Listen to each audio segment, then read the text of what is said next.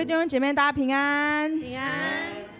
感谢主，让我们能够再一次聚集在神的家里面，让我们在今天再一次用热情的心、火热的灵，一起来敬拜赞美我们的神。阿们。好不好？邀请每一位弟兄姐妹从座位上站立起来，让我们一起预备我们的心，来开始我们今天的敬拜。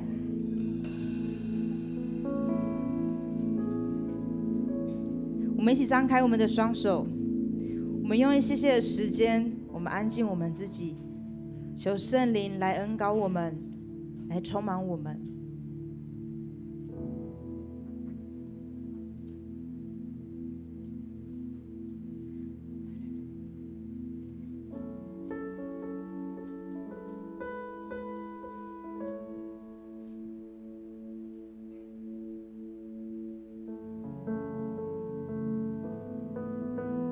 主，我们今天来到你的面前，主，我们敬虔的要来敬拜你、赞美你。主，求你帮助我们，让我们在今天能够再一次领受从圣灵而来的祝福、医治、恢复，还有恩膏在我们的身上。主，我们欢迎你来到我们当中，来触摸我们。主，我们邀请你来到我们的生命当中，来更新我们。主，我们渴慕你，用你的话语来滋润我们。哈利路亚。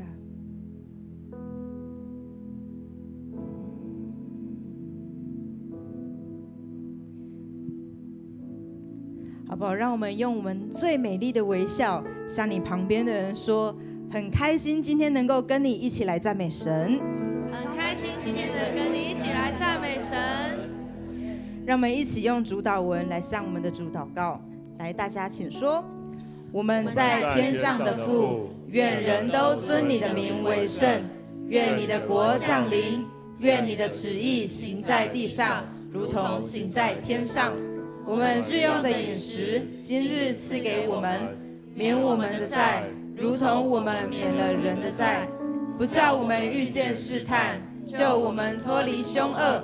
因为国度、权柄、荣耀，全是你的，直到永远。阿们。我们转向旁边的人，找到2个人跟他说：让我们用喜乐的灵来赞美神。让我们用喜乐的灵来赞美神。哈利路亚！各位弟兄姐妹，你们准备好了吗？我们一起来到神的宝座前，喜乐的来敬拜他。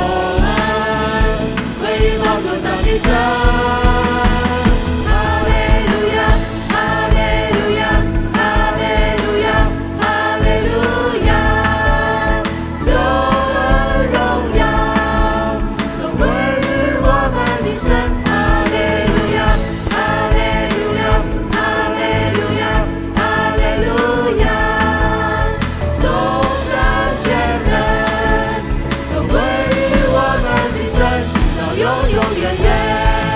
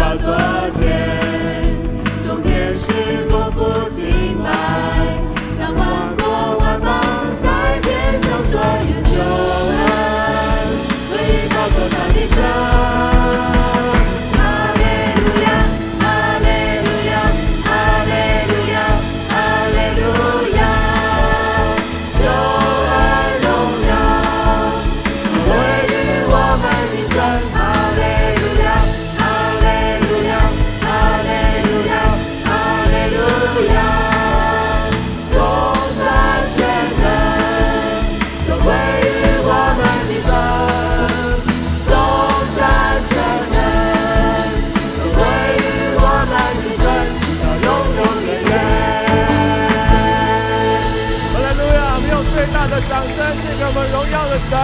跟你旁边的人说，跟你旁边的人说，你敬拜的声音超好听，你敬拜的声音超好听。哈利路亚！我们的神是行神迹的神，我们的神是医治的神，我们的神是伟大的神。阿门。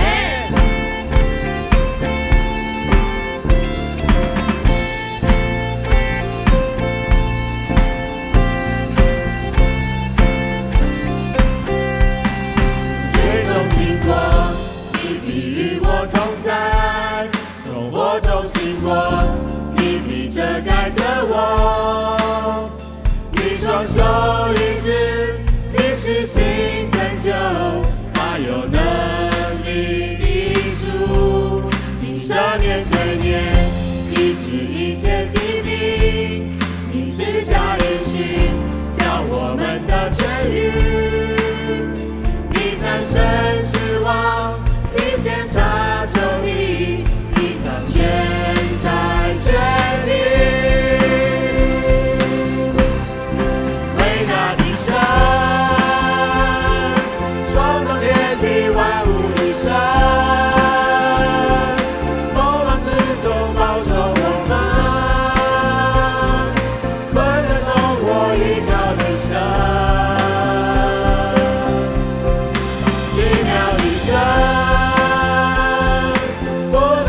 常敬拜我神，相信你要医治我们，无从你来拯救我们。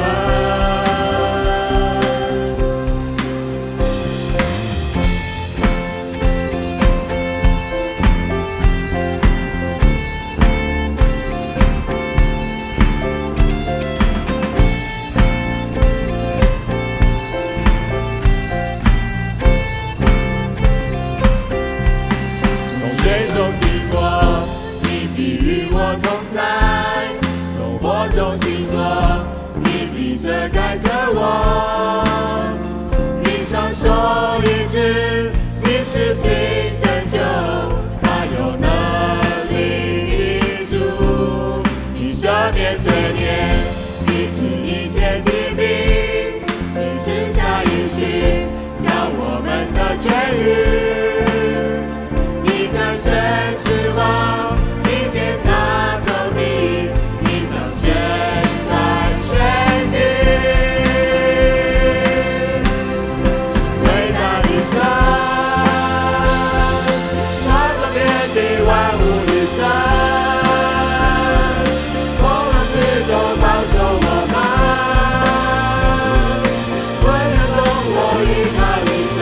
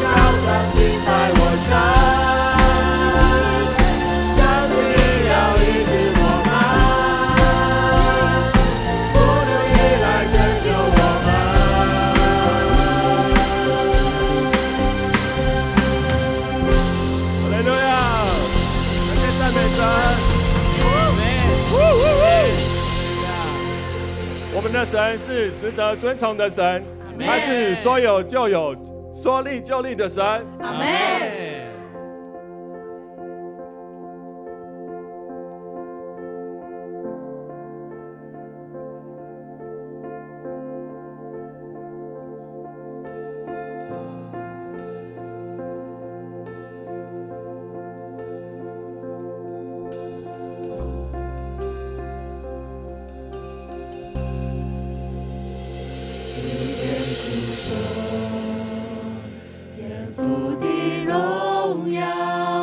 穹苍传扬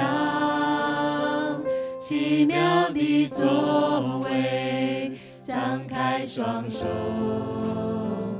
万物的宝珠，万口承认你是我们的神。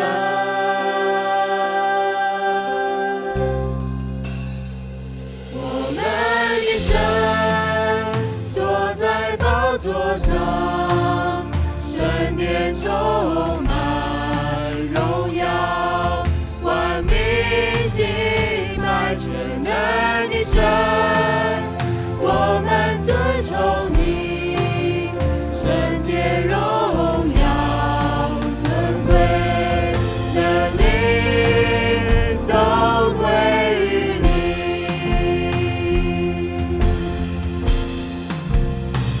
诸天述说天父的荣耀，穹苍传扬奇妙的作为，张开双手，万物的宝珠，万口承认你是我们的神。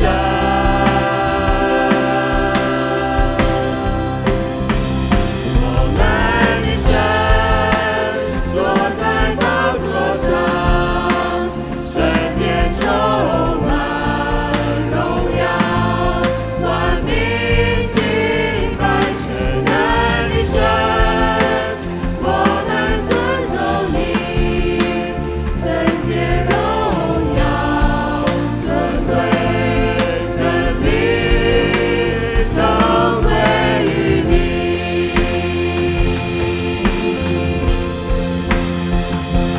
你说话，命里就立；你吹气，就得生命，万物齐唱，哈利路亚！神在，神在，神在。你说话，命里就立；你吹气，就得生命，万物齐唱，哈利路亚！神在，神在，神在，我们的神，我们的神坐在宝座上，圣殿充满荣耀，万民敬拜全能的神，我们尊崇你，圣洁荣耀尊贵能力都归于你。我们的神坐在宝座上，圣殿充满荣耀，万民敬拜也包括你在内。是的，将我们的手举起说：主啊，你是全能的，我用我的手尊崇你的名。荣耀尊贵能力都归于你。更有能力的宣告，他坐在宝座上。坐在宝座上，是的圣殿充满你所站之处充满荣耀。万民敬拜全能的神，我们尊崇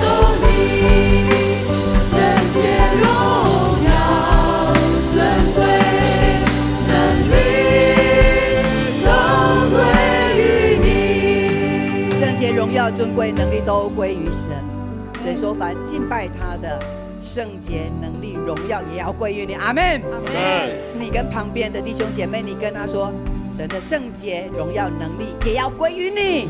神的圣洁、荣耀、能力也要归于你。因为我们认识我们的神，他是怎么样的一位的天父。天父他必把那最美好的赏赐给我们，你阿们吗？阿们。还是你专门都是收那个不好的、那个消极的、负面的？不是的，神要把他的尊荣、把他的荣光分赐给我们，阿们。阿们。你看一下你旁边弟兄姐妹，他有没有充满荣光？牧师鼓励呢，如果你身体健康的，你的口罩就不用戴了，要不然你的荣光都被盖住了哈。好，因为神他应许我们，我的儿女们，你们都是最美好，每一个人都是唯一的，你有你的独特，因此你有你独特的那个美好跟优质，阿们。阿们。所以神不仅给我们外表的这一切，内在的美德，神给我们有一个能力，是什么样的能力呀？祷告的权柄，我们说祷告的权柄，祷告的权柄。你的祷告如果这个时候不用，你什么时候要用呢？我们现在要来祷告。我们看到在这2天的台风造成我们的南部灾害非常的严重，弟兄姐妹，你们有感吗？虽然不在台北，不在中北部地区，在嘉义，在台南，但是这个在我们台湾的土地上，这都是属于我们的。因此我们成为神的儿女，我们必须要去纪念这些的事情。神他说，我们不要单顾个人的事，我们也要看到其他人的需要，因为每一个人不管他们有没有信主，他们都是神所创造的儿女，阿们。阿们。我们看到他们的灾情非常的严重，到现在有些地方还没有电，养鸵鸟的死了上百只，鸵鸟蛋呢都坏掉了，他们生出来的梅花鹿呢，很多他们的养的牲畜因为没有电，没有办法可以供应那个暖气，以至于一只一只的死掉。还有香蕉园里面所有的果树，接下来我们可能很难吃到香蕉了，今年的中秋可能也很难吃到柚子了。是，然而我们吃得到吃不到这是其次，很重要的，我们在这个时刻，我们来跟上帝祈求，帮助他们很快的能够恢复他们平静的生活，也让他们现在所缺乏的不足的，赶快神恢复他们的供电，也让这些的电信的人员，他们在忙碌当中，神看顾他们的安全。有没有需要？有需要。我们基督徒的用途就在这里，我们可以为我们全国土地来祷告，为我们的需要来祷告。现在我们来两个人的 RPG 来，好，会的带不会的，我们的小组长也来看一下。我们有新的同工在这里，新的弟兄姐妹在这里，我们来带领他们。哈利路亚！为我们迦南地区的灾情来祷告。哈利路亚！哈利路亚！哈利路亚！哈利路亚！感谢主！主啊，我们为台湾在这一次台风所带来的灾情，主啊，你要施下怜悯。主啊，因为我们都是属乎你的百姓。主啊，你说当我们来到你面前的时候，主你必要垂听。主啊，因为你供应我们的一切。主啊，在我们台湾，在这一些的农民、渔民他们所失去的，主啊，你看见他们心里面的回响。但是主，我们呼求的时候，主你的爱进来，主啊，你的能力、你的信心浇灌下来，怜悯浇灌下来，主啊，让他们在最短的时间能够得到好的照顾回应，主啊，使他们快快恢复他们的信心，主啊，让他们在他们自己工作的地方，他们的农地上面，祝他们看见盼望，他们看见神的能力，主啊，使得那个信心盼望在他们里面。谢谢我的主，哈利路亚，哈利路亚，主感谢你，哈利路亚，谢谢主，主你的灵继续的来带领，哈利路亚，谢谢主，哈利路亚，哈利路亚，哈利路亚，主谢谢。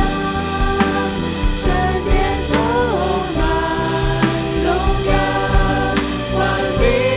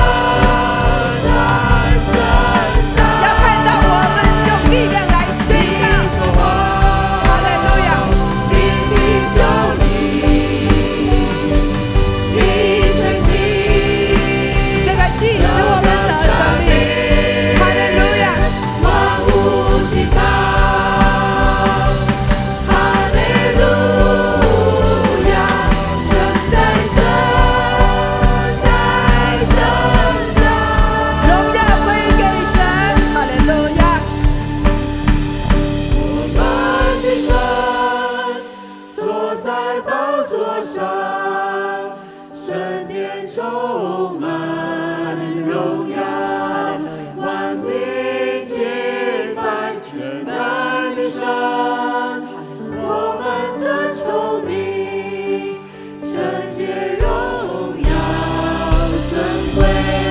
我们闭起眼睛来享受圣灵充满这里，闭起眼睛来，闭起眼，我们的神坐在宝座上，圣殿充满荣耀，万民敬拜，全能的神，我们尊崇你，圣洁荣耀尊贵能力都归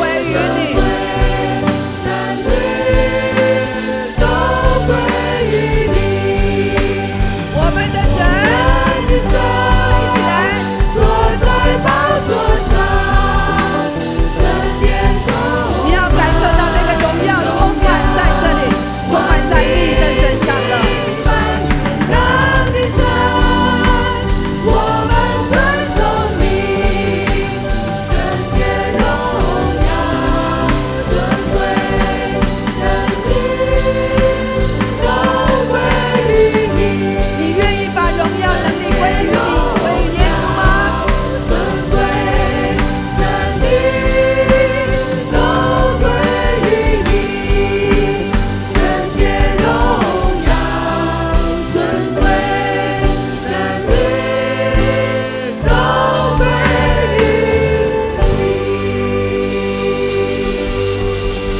我们要用这一句来宣告，刚刚这一句，我们要来宣告，我的一生就是要把圣洁、荣耀、尊贵、能力都归于神。前面加我的一生，阿们吗？阿门。我们举起我们的右手，我们来宣告我的一生，来，请。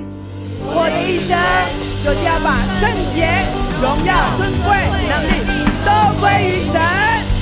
哈利路亚，哈利路亚，哈利路亚，哈利路亚。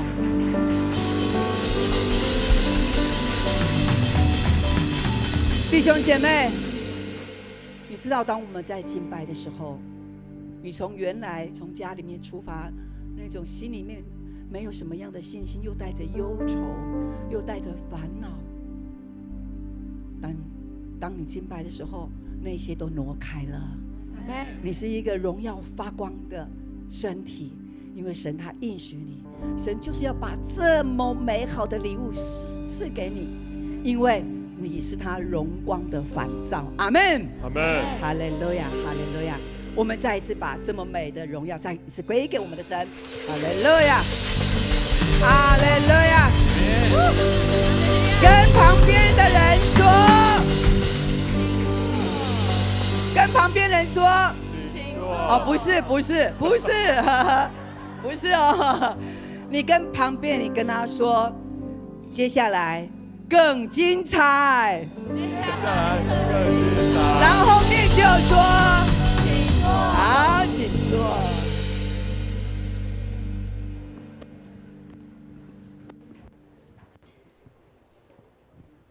攻读圣经记载在使徒行传28章25到31节，请他们间彼此不和，就分散了。未散以先，保罗说了一句话：圣灵借以赛亚先知向你们祖宗所说的话是对的。他说：你去对这百姓说，你们听了又听，却不明白；看了又看，却看不清。因为这百姓的心麻木，耳朵塞着，眼睛闭着，免得眼睛看见，耳朵听见，心里明白，回转过来，我会医治他们。所以你们当知道，上帝这救恩已经传给外邦人，他们会听的。保罗在自己所租的房子里住了足足2年，凡来见他的人，他都接待，放胆传讲上帝的国，并教导主耶稣基督的事，没有人禁止。圣经读到这里，这时要请周牧师讲道，讲道的题目是福音没人能禁止。亲爱的弟兄姐妹，大家平安。感谢主，让我们今天一起在这里敬拜。我套一个潘牧师的梗，请跟隔壁说。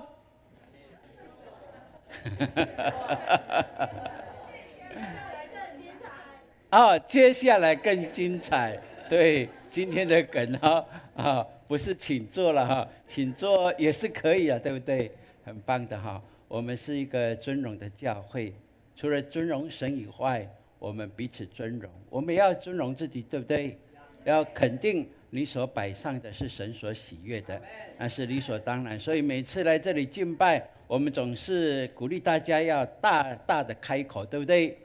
因为圣经应许我们，神应许我们，我们大大开口，他就大大怎么样？充满我们。你需要圣灵大大的充满吗？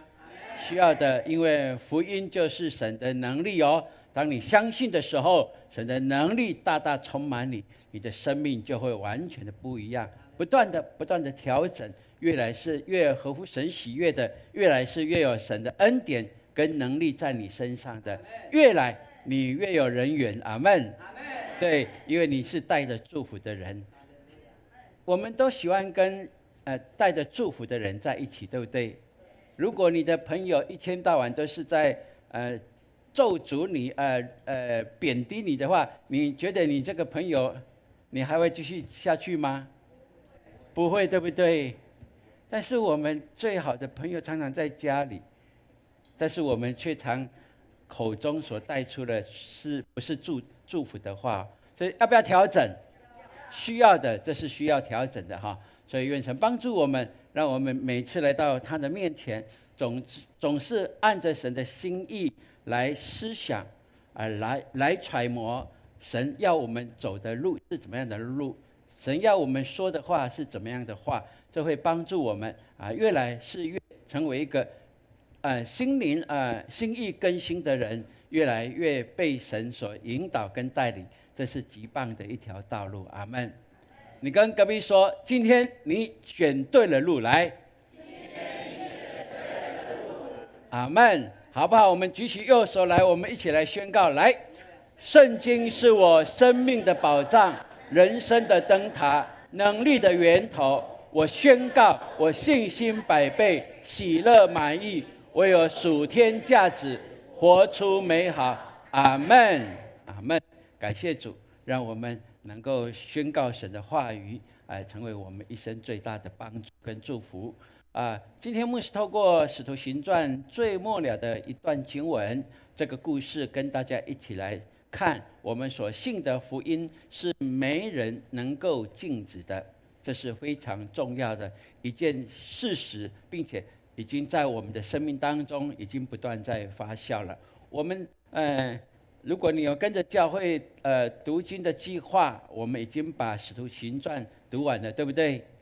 这是一件非常棒的事情哈。那28章今天所读的25节到31节，使徒行传只在经卷上是记载到这里啊，但是使徒所行的是不是有继续呢？有继续的。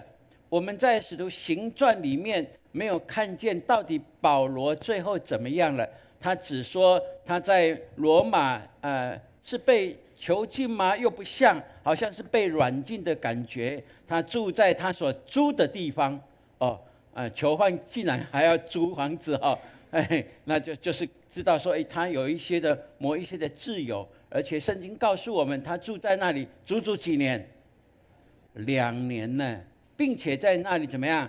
凡乐意见他的，他都好好的接待他们。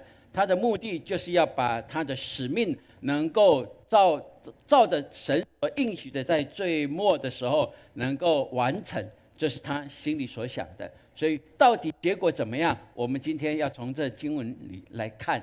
好，那使徒行传牧师还要再告诉我们使徒行传的一些的背景。很重要的，使徒行传所记载的就是耶稣升天以前应许圣灵来，圣灵来以后，那另一个保惠师圣灵来，他就开始建立了教会，对不对？而这建立教会起初30年都记载在使徒行传里面，让我们看见这些门徒本来是巴望耶稣，就是犹太人弥赛亚的这样的一个期待，最后是破灭了，因为他被钉在最羞愧的记号十字架上。然而3天以后，神让他从死里复活以后，展现了他是神所独爱的独生子，并且他就是神，因为唯有神才能够从死里复活，并且有荣耀的身体。像500多位的门徒跟他的使徒有屡次好多次的来显现，对不对？让他们证明了他就是复活的。他不是门徒把他半夜扛走的，说耶稣已经复活了，不，他是真正的显现在这么多人的面前，并且最后他升天了，很特别的。我们读到这个圣经里面，我说那都是历史记载真实的故事，透过人们所眼见的把它记录起来的。而如今当我们在读这一些历史事件的时候，就求神帮助我们，让我们更明白，我们读的不是一般的故事书，我们读的是神作为记录的历史故事，所以这是非常重要。所以我们看见门徒他们的生命就这样被翻转，他们踏遍了神所应许他们的。所以从使徒行传里面，我们可以看见一个历史当中，这里使徒行传记载的刚好是好像一个桥梁一般的，就是把过去福音书4本福音书所记录耶稣在世上所说所行的一切，包括神迹记载下来以后，而这福音基督的福音怎么样遍传呢？就在使徒行传里面告诉我们，从福音书到书信，到保罗写这一些书信给各教会各地教会的时候，这样的一个过程里面让我们明白，并且我们也可以从这里看见一个宗教从原来的犹太教或称为耶和华宗教，怎么样提升到成为基督教，这样的一个过程也在使徒行传里面记录。并且神的子民从本来犹太人认为他们就是被拣选的，只是他们是特选的，然而神的应许不是这样。在旧约，神透过对亚伯拉罕的祝福就说，万国万民都要因你蒙福，对不对？这是普世的救恩，非常清楚的。但以色列人看不懂，听不懂神的话语。然而到新约这个时刻，就非常明显告诉我们，救恩，基督的救恩不是专给犹太人的，只是让他们有一个榜样来学习，叫万国万民明白神的心意。这是我们可以从这里也看见，并且神的治理也很特别。神拣选以色列民族的时候是神权的时代，对不对？然而到我们看到列王记的时候，他们说我们要跟别的邻国一样，我们要有国王来统治我们，我们要有一位我们可以看得见的国王，对不对？那第一位所拣选的是谁？扫罗，对不对？扫罗本来很谦卑，最后呢非常的骄傲，对不对？非常的骄傲，只看到百姓，因为百姓拱他，他没有看到神，所以神就唾弃了他。然而我们也看见到神权到人权的这个过程里面，在这个过程里面，神重新要叫属于他的百姓了解，所以从建立王国，后来建立教会，重新恢复到神掌权的，就是在教会里面执行，对不对？而这个神掌权的这个权柄是逾越世上政治人权的一切这是我们从使徒行传里面让我们可以看见，并且我们也看见从神的治理里面，从律法书里面怎么样教导百姓来过圣洁的生活，透过先知祭司，有没有不断的提醒劝勉，但是以色列人还是失败。然后最后我们到新约的时候，因着耶稣基督，恩典的时代来临了。这也是从使徒行传让我们看见这个过程，最后就是求神给我们能够明白，这一切的核心以及基础从哪里，是哪一个点呢？就是十字架，就是耶稣的十字架，把它转化了，提升了。从王国到教会，从律法到恩典，从犹太的选民到普世的救恩，这都因着十字架来彰显了神永恒的心意。阿们。他的永不改变的旨意，就透过使徒行传让我们一目了然了。所以你读使徒行传，牧师再把这样的一个里面的核心价值、中心的思想告诉我们，我相信你会更记忆这就是我们所走过的使徒行传。所以感谢神，福音的爆发力是超乎想象的。阿们。你跟隔壁说这句话来，福音的爆发力超乎想象。阿们。所以牧师透过这段经文，我们来分享2个点，让我们一起从神的话语里面来得着激励。我们看保罗有3次，有没有？我们上次牧师有提到使徒行传13章开始，就保罗这记录保罗他传福音的一个旅程。他有3次的宣教，巡回宣教，有没有？我们看见他有一个惯例，就是去到一个地方，他要找的是什么？犹太人，因为他觉得犹太人要领受救恩是比较容易的。为什么？因为他们只是误解了旧约神的预言里面，误解了。如果让他们明白的话，原来他的弥赛亚不是政治的弥赛亚，是救恩的弥赛亚，是从神的旨意来差派的弥赛亚，才是神所喜悦的。让他们能够明白，所以他去到任何的地方，他会找犹太人，然后遇到了犹太人会问一个重要的：这里有会堂吗？哇，这里有会堂吗？因为犹太人只要几个男人在一起，他们因为这个信仰，耶和华宗教信仰，他们就会在一起敬拜，然后一起彼此的扶持，然后也透过会堂能够做信仰传承、律法传承的一个很重要的核心地点哦。所以保罗习惯就是这样，到任何一个地方都是在找。而他已经被押送到罗马了。这个时刻哦，我们所读的这个段经文里面，我们看见他到罗马的时候，犹太公会的这些人也很好奇，这保罗为什么他身份这么的这么的好学识这么的顶尖，那为什么他会落到一个成为囚犯呢？他们也关心他，但是他们对他还是有质疑哈。所以他就在公会的这些人面前，保罗就来分述，让他们来了解说他是带着锁链的原因呐，是因为他要让以色列人知道，他们所盼望的那弥赛亚就是名称为拿撒勒人耶稣的，这是他要告诉他们一个非常重要的。所以呢，这些公会的人知道，哇，在各处都有人在抵挡保罗所谈论的耶稣的救恩但是他们好像就会知道说，是不是保罗所谈的、所传的这福音跟犹太教是有相背离的，所以才有许许多多的人来反对他们。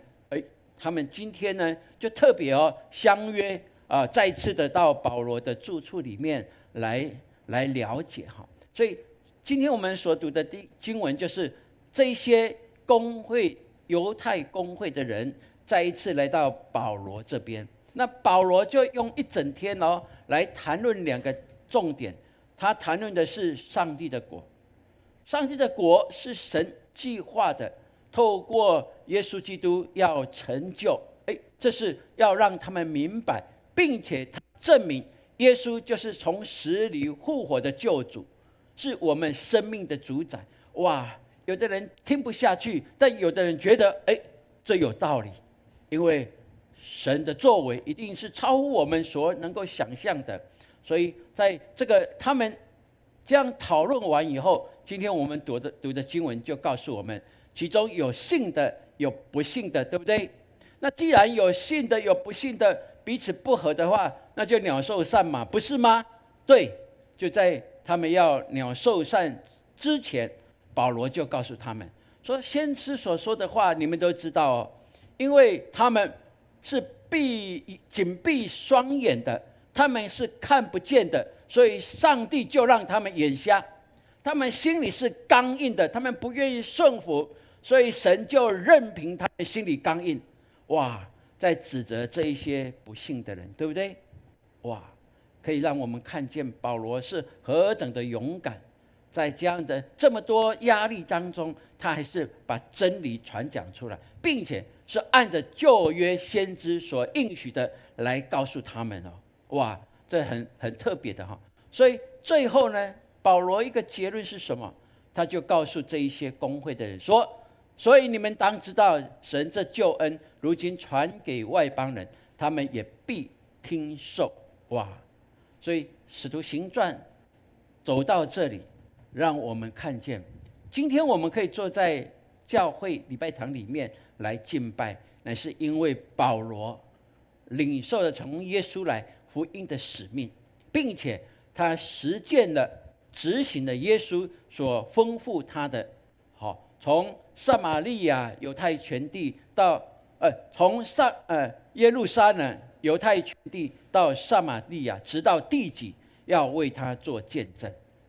保罗就是因着有完成这使命，所以今天我们还可以在这里敬拜神，才可以在这里听神的话，才可以在这里再次的回想保罗所说所做的一切，成为我们信仰的基础，也成为我们教会的祝福。所以感谢主，救恩打破人的设限哦。有时候我们常会设想说，神的福音就是这样基督教就是这样，圣灵就是这样，都把这些涵盖自己的，在自己认知里面、自己的经验里面。不，愿神帮助我们。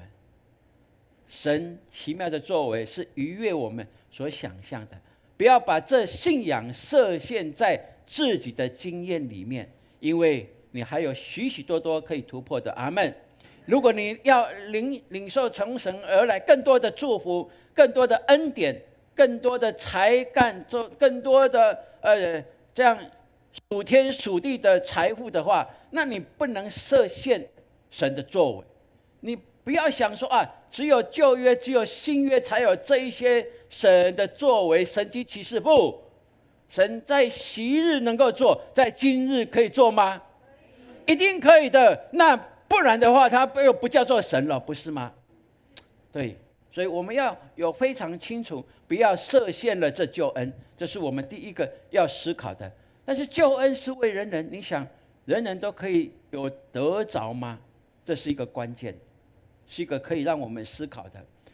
我就想到，我们看电视有没有人没在看电视的？至少也看网络，对不对？你在看电视的，你有选择权，对不对？但是每一台的电视岂不是期待他们的收视率可以增高，不是吗？哪有一台电视说制作节目说不用啦，我们这个没人看也没关系，我们就做自己的，绝对不是。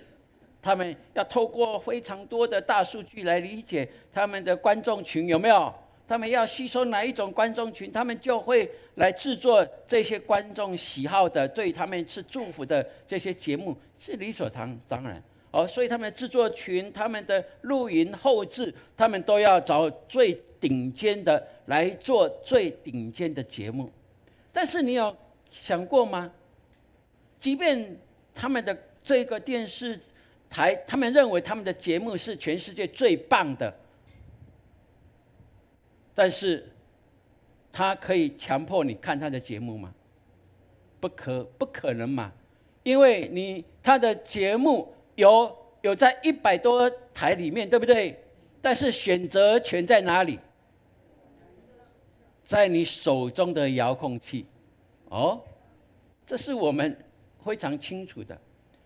所以愿神给我们来了解，不要忽略福音的本质，以至于救恩就从我们身边擦身而过。神既然把救恩显明给我们看，神让我们知道这基督的信仰是可以影响我们一生，我们的世世代代的。如果我们都拥有这样同一的信仰的话，我们还需要军队吗？我们还需要这一些威吓人的吗？应该说不用，我们根本还都不需要警察了，不是吗？如果我们同样有这位信仰，以神的意念来说来做的话，那我们甚至连红绿灯都不用呢，因为我们都是怎么样遵行神国的，一定是尊荣别人的，这是我们可以想象的。然而神既然把这救恩给我们，他的电视台已经遍及了世界，但选择权还是在你的遥控器上。所以既然来了，我们不要把频道切错了，好不好？跟隔壁说，天国的频道要对准，来。对，天国的频道要对准啊！保罗怎么告诉我们？因为十字架的道理，我们一起来读，来。因为十字架的道理，在那灭亡的人为愚拙，在我们得救的人却为神的大能。哥林多前书1章18节。是的，对，十字架的道理，对其他不愿意接受的，他们觉得那是愚昧的、愚拙的人选择的。但是你知道吗？有时候是越简单的道理越重要，对不对？对，这话语，圣经不是告诉我们，我们信就可以得着。但是对一般人来讲，信就可以得着，那是不可能的事，一定要付出代价，对不对？你买东西不付出代价吗？你可以买吗？你不买，不用钱去交换，你就是抢，不是吗？吃偷，不是吗？这是人的观念。但是在神国的救恩里面不是这样，神应许我们一切为我们预备，你要相信，你就是可以支取。阿们。你有没有常常支取神的恩典？有没有？不要忘了，神给你那个宝库的钥匙哦，你透过宝库的钥匙，就是祷告，就可以打开，就可以进去，可以支取一切从神为你所预备的。不要忘了，这是神给你的权利。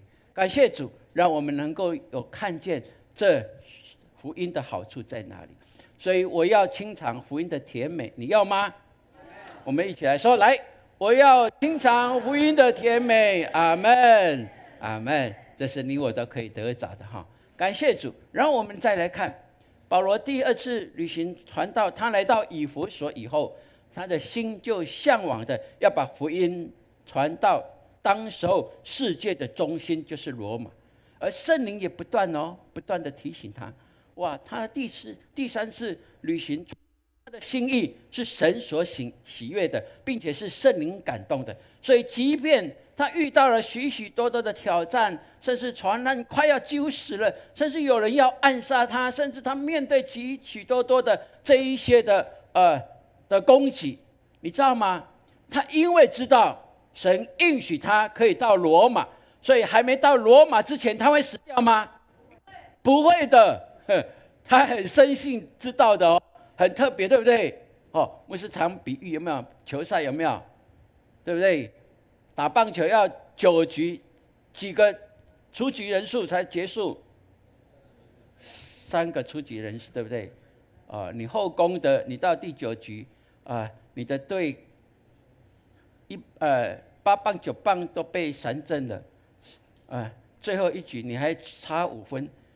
如果你知道你会赢，你会怕吗？就不会啊，因为一定会赢嘛。所以第3个出局数，第1棒出去打会被三振吗？会被接杀吗？会被轰杀吗？不会的，一定上垒的。因为你知道5分还没达到赢过6分，一定不会结束。这就是我们的信心。阿们。这是我们的信心。保罗就是这样，面对任何的挑战，因为圣灵耶稣都应许他一定可以达到世界的中心，把福音传开来，所以他就不害怕。亲爱的弟兄姐妹，愿神给我们有这样的信心，好不好？好，让你的生命，神给你的使命，而这一生的使命，你就知道，如果这使命还没有达到，我努力的还没达到，没关系，我一定可以成就，因为神应许的必然成就。阿们。好，神应许的，凡事都能做，这是我们所相信的哈。所以我们看，我们所读的上一节14节，这里就写说，这样我们来到罗马，哇，很特别啊。他说，这样我们来到罗马，就是来到世界的中心了。感谢主，我们常常有说怎么样，条条大路通哪里？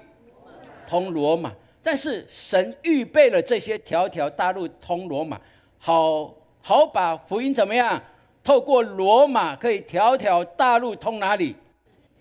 世界去呢？很特别哈。在人的思维里面，人都是往着罗马而行，哇！所以开凿的道路都是往罗马去，条条大路通罗马，因为在罗马有最好的政治范畴，有最好的哲学，有最好的交通，有最好的文化，什么都是最好的。什么都是最好的，所以人们所向往的都是往罗马去。但是神把福音到罗马以后，叫罗马成为神使用的器皿，就把福音拓开。阿们。这是时候建立教会的时候，我们重新来看当时候的背景，你就会发现，哇，神的作为超乎我们当时候的罗马世界中心。就是运用这样把福音传扬出去，所以愿神给我们也有这样的看见了。每一个人，我们的生命都是有限的，但是救恩是无限的。阿们。我们献上有限的生命，为了福音能够做美好的见证。即便我们是街头布道，出去40分钟，遇见的人10个9个都被排挤，被否定掉了。那有关系吗？不，我还是站在世界的中心，把福音传出去了，把福音传出，我的责任已经尽到了，而救恩无限的能力会继续酝酿的，继续酝酿的。也许那9个到头来，9个家，可能有3个家最后悔改来信耶稣了。可能其中一个家又出生了，有孩子愿意献身给主当牧师了，你怎么办？你也不晓得，对不对？但是神国里面有记载的，这是福音的道路，是逾越我们所想象的。所以你不要烦恼，当我们邀约人来幸福小组被拒绝，没有关系，不是拒绝你，是拒绝圣灵。而圣灵什么时候让他的拒绝变成后悔、悔改呢？我们不晓得，只有上帝知道。所以这就是我们在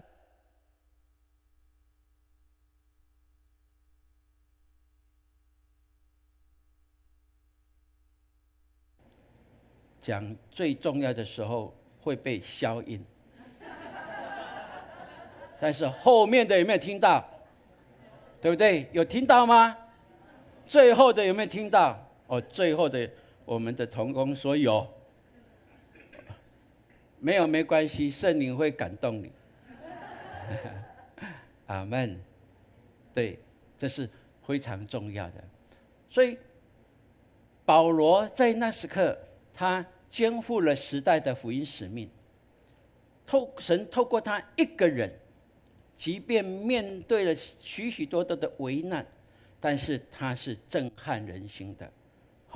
那扰乱人的又来了，是谁？让我们思考。对，这是我们可以看见的。而他们保罗以及他跟随的这些使徒，他们怎么有能力来做到这样的可以震撼人心呢？圣经就告诉我们，他们放胆传讲神的国，将主耶稣基督的事教导人，并没有人禁止。哇，这是非常重要的。使徒行传我们以为就写到这里吗？不哦，就可以让我们可以来思考，不是这样而已，这是我们可以知道的。那并没有人禁止的意思，就是丝毫的不受拦阻了。我们看基督的福音传到现在2000多年了，对不对？有许许多的君王，他们不理会，甚至他们想办法要打压或者要斩断这样福音的拓展，但是有可能吗？对，我们看对岸，他们现在对宗教打压有没有？那你想有没有办法打压基督的福音？没有，还是许许多多的基督徒不断的在传扬，这是我们在历史当中我们看见的一个事实。所以借着福音的大能，就求神帮助我们，可以像保罗一样，站在世界的舞台上，让世人所传扬的，就是上帝国的好消息啊，就是救赎的恩典，这是永恒的价值哦，这是我们可以跟神一起来成就的。阿们。所以神在做奇妙的事，巴望有人跟他同工，对不对？那你愿意吗？神过去拣选的亚伯拉罕、摩西有没有？对，以赛亚、以利亚有没有？许许多多的彼得、约翰，哇，这些使徒哦，安德烈、腓力有没有？他们都这样，在每一个时代，他们都肩负起跟神同工，然后我们就看见神在他们身上护庇了他们的能力，帮助他们，即便外在的条件如何的艰难，他们依然勇往直前，并且他们达到神所喜悦的，就把福音传扬出去，因为他们自己经历这福音的大能。所以愿神帮助我们，我们与神共创神迹奇事，这是理所当然的。阿们。所以你希望你的周遭有神的作为吗？在你的身上，你期望有神的作为吗？阿们。因为有很多神迹奇事都在我们教会发生。阿们。今天早上第一堂礼拜结束，新智长老，我看到他关心他一下，他说感谢主，又是一次的神迹奇事。阿们。又一次的经历神迹奇事哦。阿们。你们想听他的神迹奇事吗？想哦，我打电话给他，叫他下次一定要来见证。我有告诉他一定要写起来，至少要简要的写起来，因为这是神的作为，不是人的作为。因为连医生都惊讶，那你就知道是谁做的？神做的，不是长老做的，不是人做的，那唯有是神做的。这是从专家在跟我们见证，你们的上帝大于我们的医生。阿们。很棒的一件事情哦。所以我们感谢神，使徒行传里面记载了许许多多的见证，而在教会的历史当中都不断的在重复的发生，这就是神的作为，对不对？那你看到使徒行传这些神迹奇事的时候，你也应该说在永光也会发生。阿们。并且在你的手中可以发生，对不对？阿们。是理所当然的哦，因为神的作为在每个时代，凡相信他的人都可以 copy， 这是理所当然的，直到耶稣基督再来，对不对？因为这是圣灵的时代，接着圣灵提拔我们，让我们去看见使徒行传神的作为，从旧约到新约，到耶稣所做的，并且耶稣应许我们要做的比他更大的事，不是吗？那耶稣所做的，我们就求主说，耶稣啊，你应许我们做更大的，那就让我们的教会做比你更大的事，因为我们靠你可以成就更大的事。阿们。永光教会要不要更多的神迹奇事？阿们。阿们。求神感动我们，我们的空间一直不够。如果你在这里走的时候看到空间，你觉得那是属于神要使用的，你就宣告好不好？不要只是牧师宣告，每一个人有感动你都应该宣告。阿们。我们一起共同跟神来做神迹奇事。阿们，感谢主。所以在这世代，圣灵就感动我说，那永光教会要扮演什么角色？永光教会在这时代可以发挥什么样的作用没有？这是我们共同的议题。包括我们明天我们要到韩国祷告山去，求神也继续引导我们，让我们11个人在那里同样领受神的恩膏。那牧者也在那里可以静下心来，更多聆听圣灵的声音。我相信神会指明他的道路。阿们。让我们一起也为我们韩国这样之行来祷告，好让我们在那里肚子空空的，灵里是饱饱的。阿们。这是我们所相信的一件事情。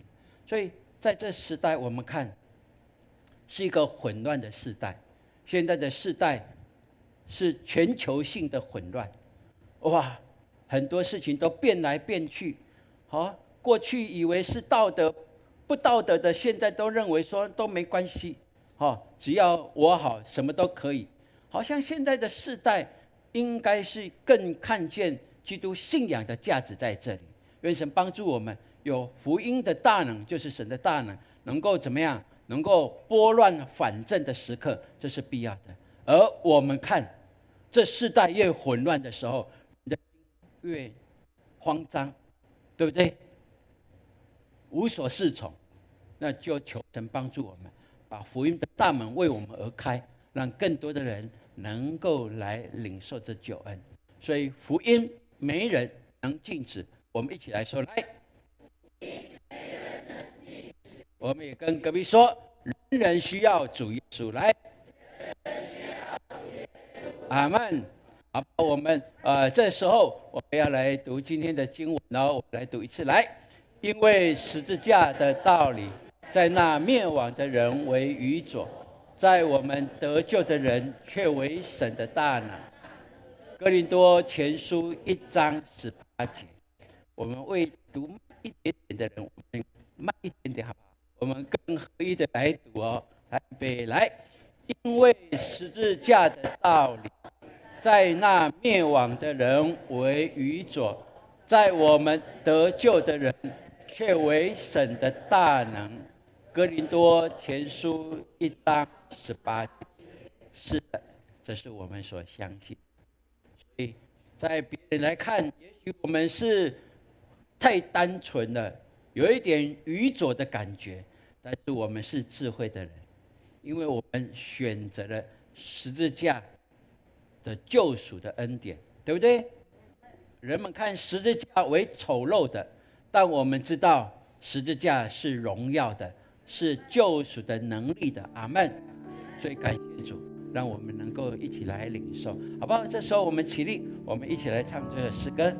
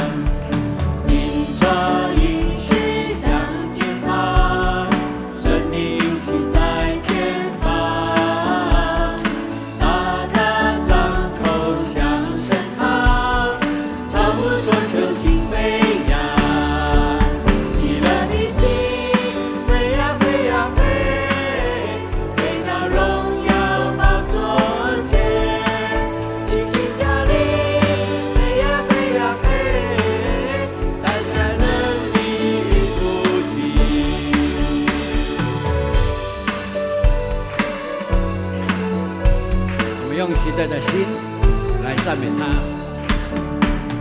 喜乐的心在飞翔，穿过乌云和惆怅，信心的口在宣告，冲破怀疑和阻拦，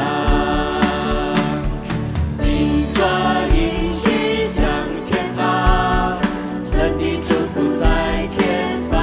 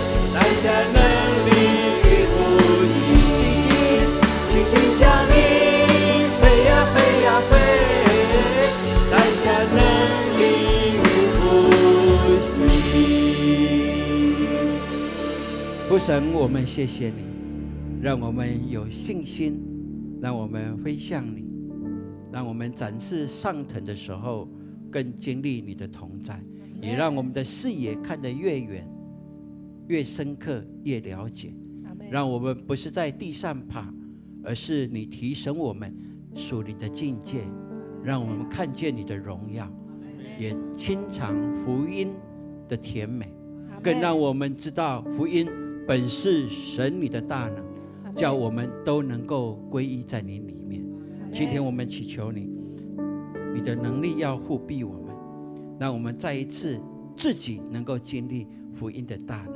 我们来到你面前，我们乐意卸下我们的重担给你，因为你乐意告诉我们，你所赐给我们的福是不带着忧虑的，让我们知道说，主啊，我们的忧虑是多余的，因为当我们更多亲近你的时候，你必带下医治来。主啊，今天如果有病痛来到你面前的，主，你说要医治就医治，你说要释放就释放，让他们心里口里都阿们的时候，你就成就这美事。主啊，他们的重担卸下来，他们的困难交托在你手中的时候，你让他们有属灵的眼光来看见一条又新又火的道路，是通往你那里去的，而这一条路上充满了恩典，充满了自由，你为他们所预备的，让他们亲身去经历。谢谢你，叫我们清醒的来到你面前，也喜乐的活在你的面前。我们如此祷告，是奉靠耶稣基督宝贵的圣名求。阿们。阿们。弟兄姐妹，请坐。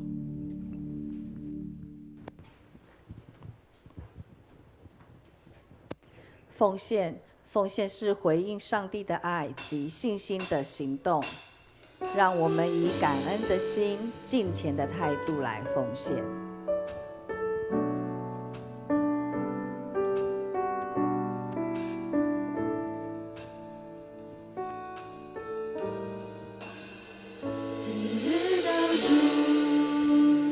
开始奉献。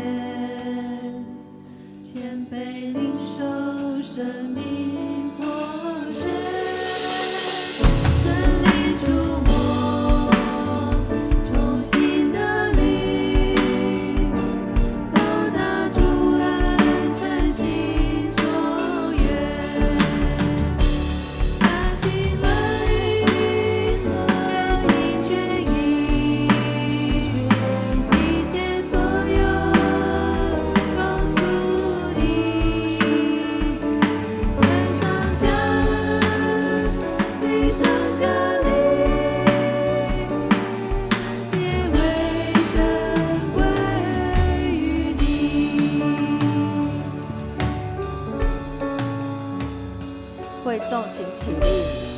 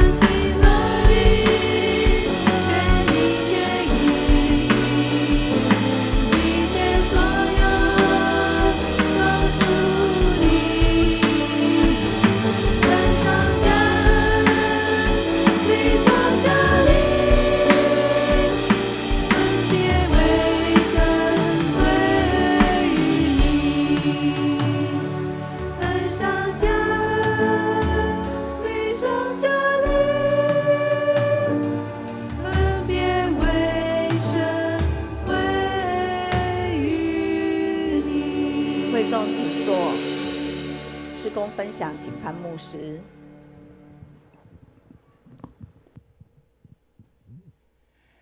弟兄姐妹们，大家平安。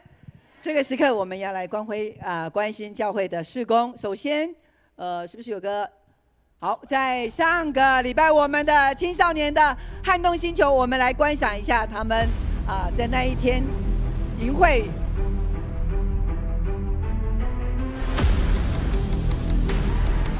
哇，在那里的敬拜充满了喜乐。每一个青少年小组，他们都在操练、训练自己的领袖能力。这是他们的工作坊，有乐高的工作坊，还有新媒体的工作坊，哇！然后还有他们的手作的工作坊，这个群哦，你看他们采的是报纸哦。透过这些都是在训练他们一个群体的能力。哇，他们影片做得非常的棒，非常的精彩。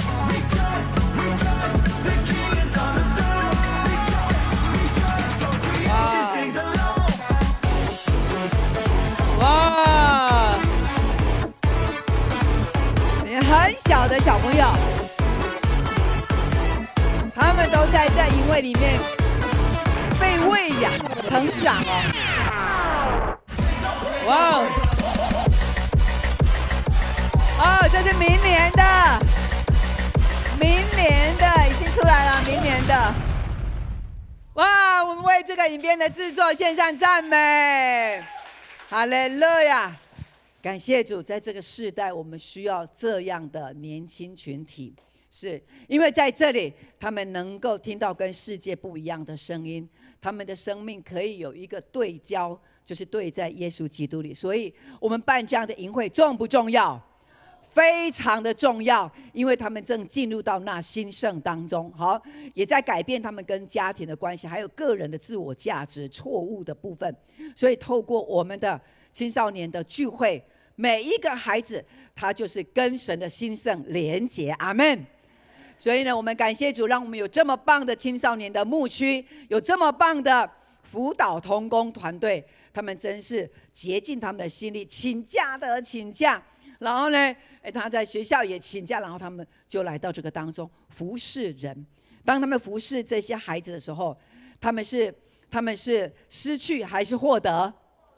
他们所获得的更多。是说我们有同工啦，他说哇，如果可以办到4天5天多好啊！感谢主哈。所以呢，我们再一次热烈为我们的青少年牧区掌声。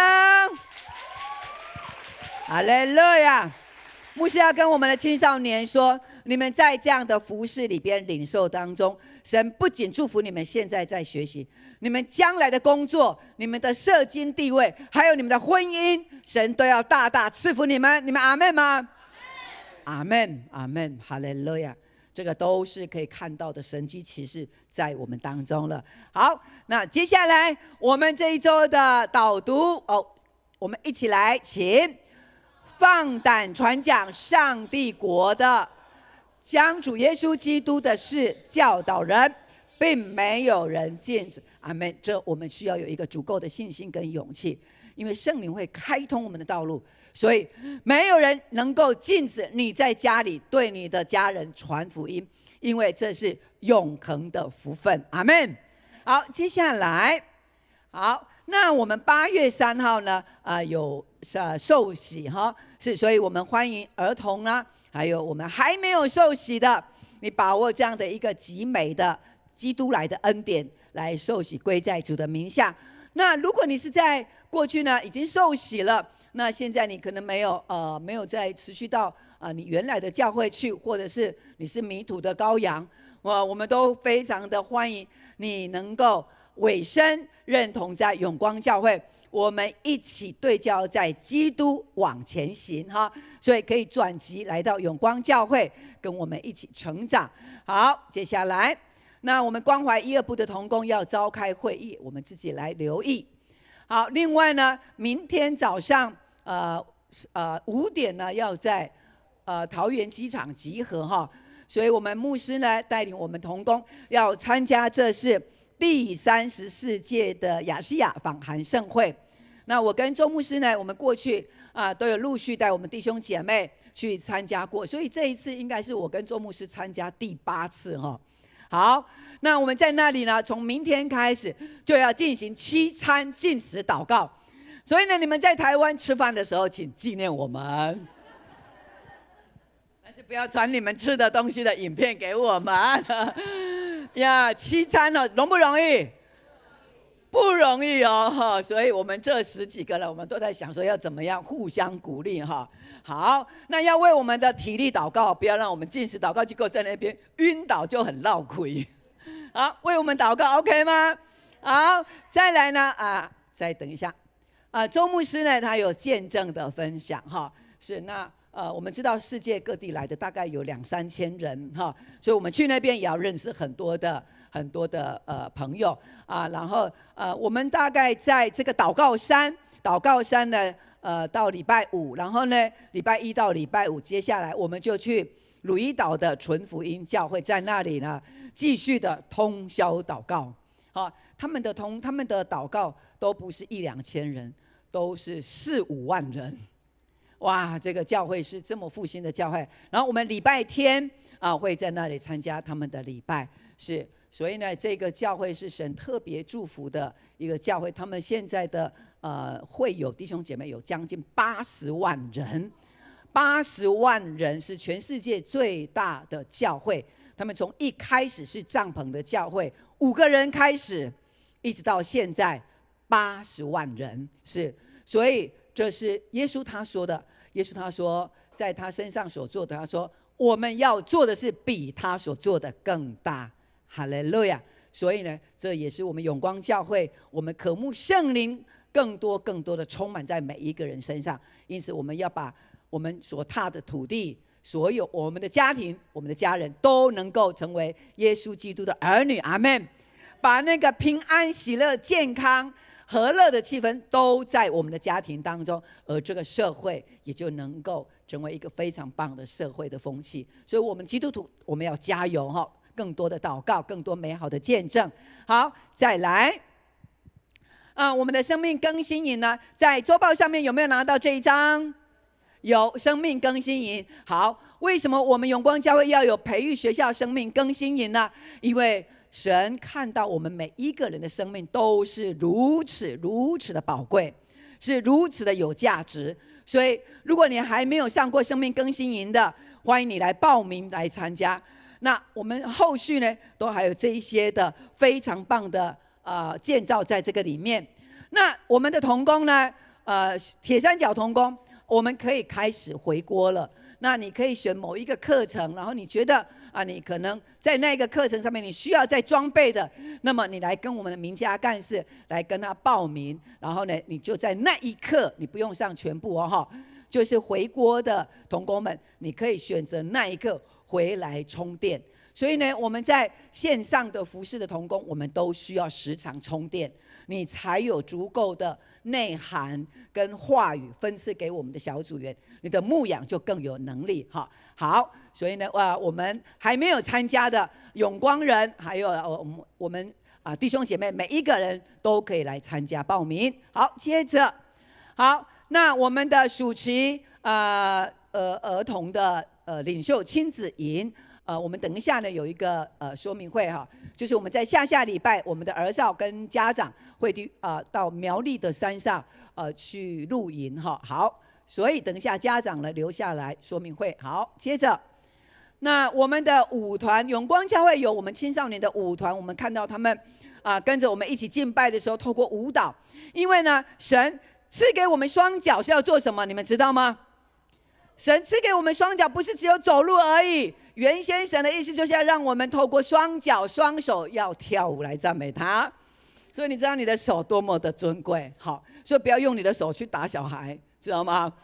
用你的手去爱人、拥抱人，用我们的双脚跳舞来赞美神。所以我们的舞团呢，在新店行道会他们所举办每一年的 Radical 特会，大概都有3000人。那他们邀请我们的舞团跟他们一起来服侍舞蹈的部分好，所以下午有受训在新店行道会这是神特别给我们永光教会的恩典。这么多的教会，但是他他们选择了我们永光教会跟他们一起搭配舞蹈，所以被选上的不是你自己有多么厉害，而是神选上你。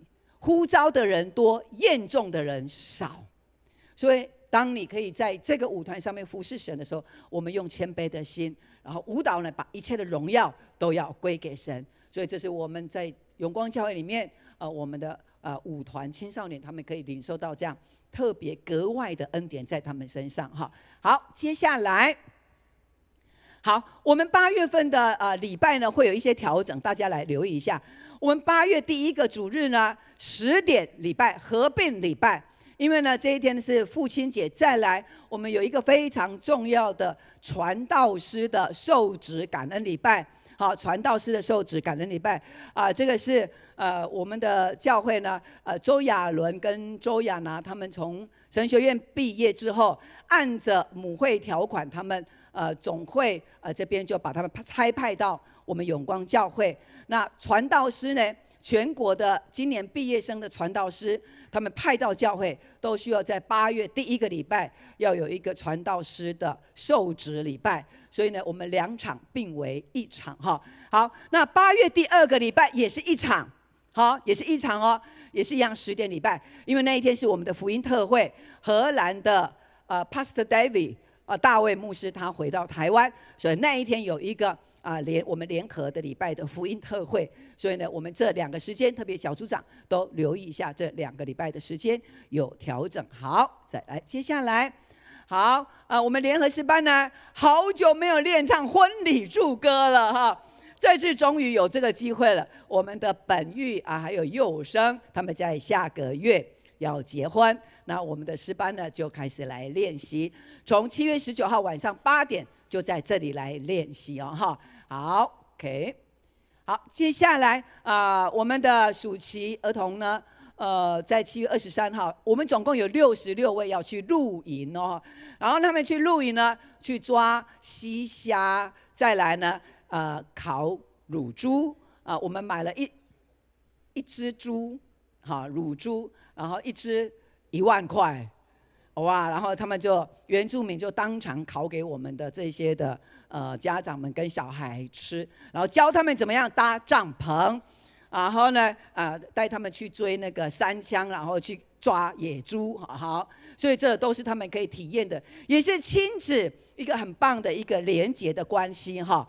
好，所以呢，我们也要为他们祷告，因为他们是住在最高的山顶上哈。好，一个很棒的行程。好，所以呢，那个集合的时间大家要留意一下。好，接着，哇，我们的牧区哦，8月20号的是玉喜牧区，好。可以报名吗？额满了，拍谁哈？好，他们是2台游览车已经额满了哈。好，下一个我们来看一下，下一个是哪一个牧区？豆豆牧区要去跟蝴蝶一起跳舞哦哈。所以呢，8月23很好的日子，我们赶快来报名，这边非常的好玩了哈。而且我们的豆豆牧区同工呢，他们去场勘，他们都设计的物超所值哦哈。所以大家赶快来报名。好，第3个出游呢，秀莲牧区呢要去果园，哈哈，新社也非常的赞的一个行程，所以我们可以来好好研究，然后来报名。8月23，接下来是好8月30的国宾牧区，哇，他们要去吃活鱼哈，然后他们要去棒球，然后名人堂还有什么生态公园。哇，我们弟兄姐妹真的很需要出去走走哈，然后邀请我们的 best。好，接下来再来，还有这是哪一个？好，丽娜，哇，要去吃白斩鸡，然后呢，山里面享受分多金哦哈。好，这个一个很精彩的行程，我们也赶快来报名。然后这个是永伟牧区。永伟牧区呢要去松罗国家步道哈，然后呢还有很多的地方哈。好，我觉得如果我每一场都可以去的话，那真的非常的丰富哈。好，再来看一下，这是央青的，好，央青的耀朔溪，好，所以呢如果你是央青的，你也可以来报名朔溪。好，所以呢还有来再来，兆民牧区的9月20号哈，兆民牧区的在苗栗哦，这个感觉也很诗意的感觉哈。好，所以有这么多，我们的牧区都开始要带我们出去玩。所以呢您是属于哪一个牧区，你就在那个牧区报名。那记得你要带 base 的朋友，哈。好，那接下来我们继续为我们的德高。我们的德高呢，一个很棒的清洁师，我都称他为清洁师。他在我们这栋大楼做清洁，然后呢，他做得非常好。每一次他在清洁的时候，他都放那个很大的音乐，我在跟他讲话还听不到。后来我就去跟他聊天的时候，我说：“哇，你做这个很辛苦。”他跟我怎么说呢？牧师怎么会辛苦？我都享受在这里面呢。因为这里是教会，所以我要扫得特别干净。阿们。如今他带出一个很棒的见证。他离开这个工作岗位之后，我们的大楼就找了别的清洁公司来做，就做半年了，美哈。然后呢，住户说把这个德高叫回来，他们指定要德高回来，然后要秀莲组长的清洁公司回来，再接我们整个大楼的一个清洁的工作。是因为教会在这里，所以那个服侍的态度就更加的是在服侍神。阿们。那德高呢？他最近的身体眼睛上面比较不舒服，所以我们为他祷告，让他的眼睛赶快明亮回来，可以回来清洁。阿们吗？我们的祷告就有力量哦，一个很棒的同工。好，接下来，我们要来欢迎我们的新朋友，是米莉所介绍的东义吗？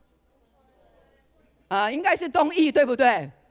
好，东义跟慧珍请站起来一下，我们的米莉的朋友。哇，这一对夫妻，帅哥美女哈！感谢主，你们住在南华路，哇，所以呢，好近哦。牧师刚刚看到你们在参与，我觉得你们有神的荣光在你们身上。阿们吗？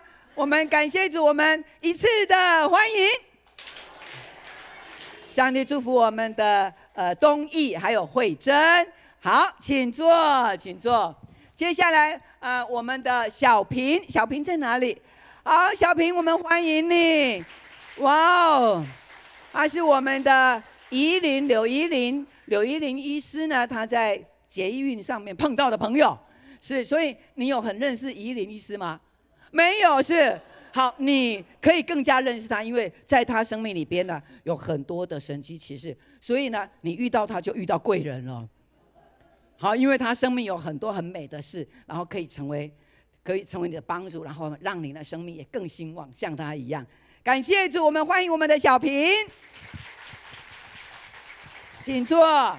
接下来，方美，好，是我们的丽娜长老的朋友，是不是？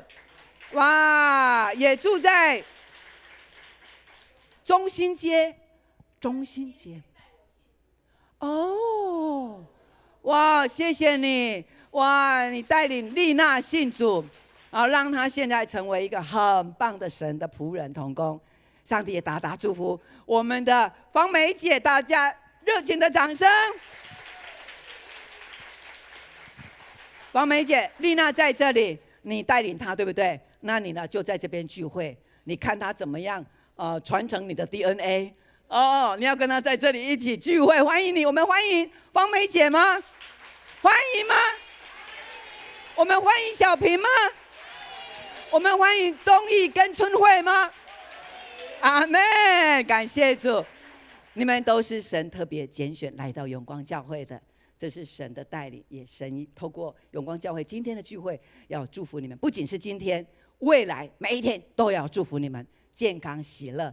欢迎你们每一次都回到教会里面来。好，那请刚刚站起来这几位呢，跟我们的哈利呢，跟我们同工有教会的礼物要来赠送给你们。好，那我们刚刚站起来介绍的朋友，请站起来，拿着你们的包包，然后呢跟着我们的同工。好，那我们其他的弟兄姐妹，我们彼此来祝福，请起立。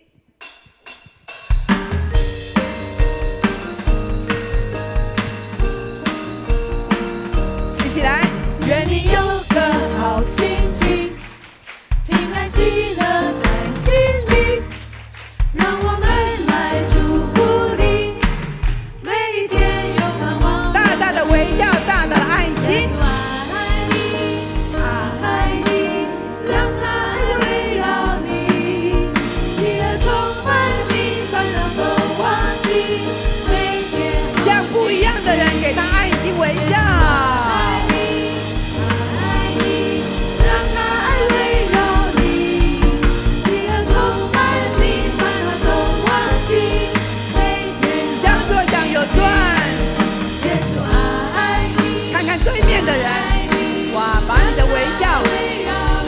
赐给他。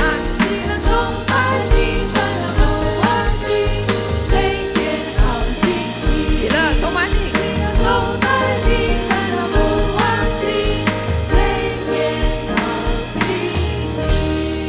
我们依然站立，请牧师来为我们祝福祷告。我们一起来领受神的祝福。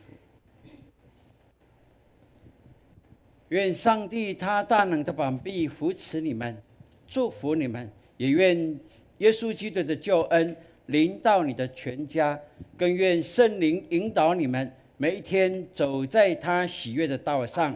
凡你们所说所做的一切，都能够荣耀他的名，从今直到永永远远。